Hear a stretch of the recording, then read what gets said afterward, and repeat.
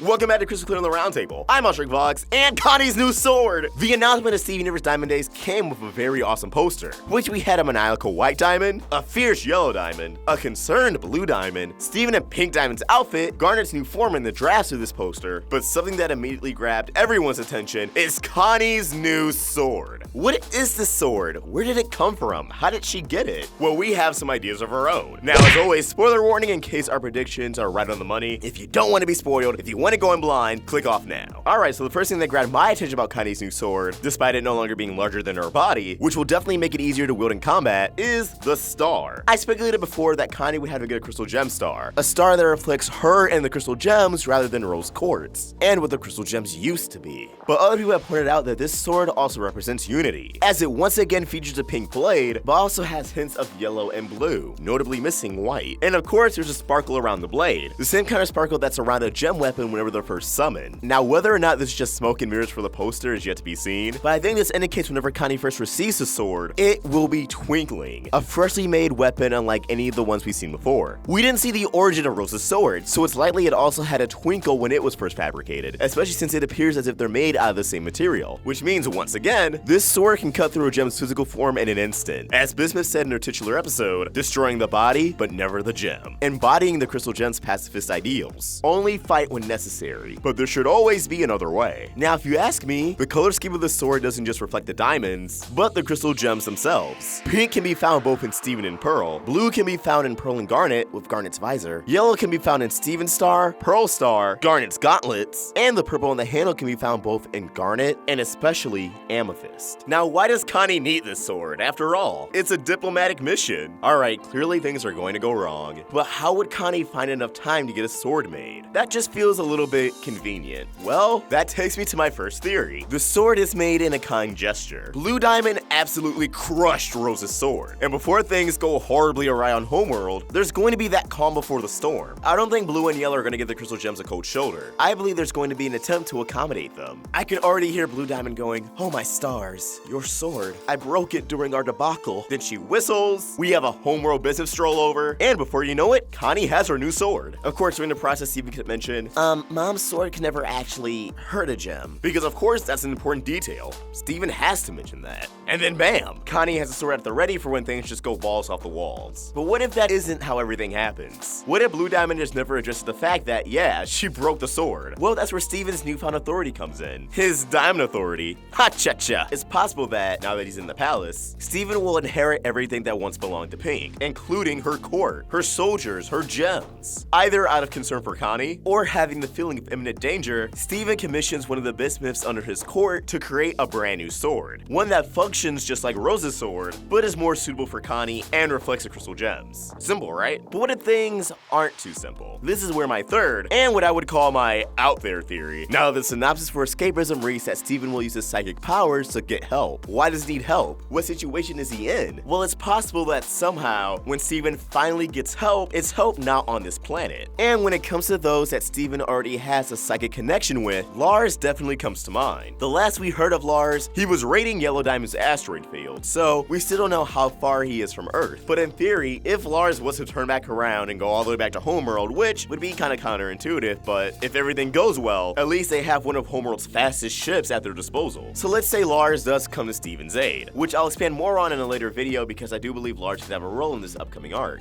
Emphasis on could. But if he's there, Steven could easily jump through Lars's head, jump out of Lion's Mane, find Bismuth, explain what's going on, Bismuth creates a new sword, Steven jumps back into Lion's Mane, out of Lars's head, and hands Connie her brand new sword for battle. Even though this is an out there theory, I believe there is some probability to it. And it could be the likes of how we get Bismuth, Lapis, and Peridot into the mix, but again, I'll expand on that at another time. Regardless, I do believe a Bismuth will be involved in creating Connie's new sword, but the other two options are more likely. As for Lars, Bismuth, Lapis, and Peridot, is there a way for them to get to Homeworld? That's what we'll discuss at another time. But for now, what do you guys think? Do you like Connie's new sword? How do you think it's going to get made? Do you think it has any abilities that Rose's sword can do? Let us know in the comments below, or tweet your thoughts to me at AwestruckVox or at Roundtable Vids. We're also on Instagram. If you want to help the Roundtable grow, you can become a member of this channel or support us on Patreon. Get access to exclusive perks. Link in the description. If you enjoyed this video, please order a like, share, and if you're new here, subscribe. Hit that bell for notifications to stay in the loop with all things Steven. Thank you for watching, and I hope you have an awesome day. AwestruckVox out.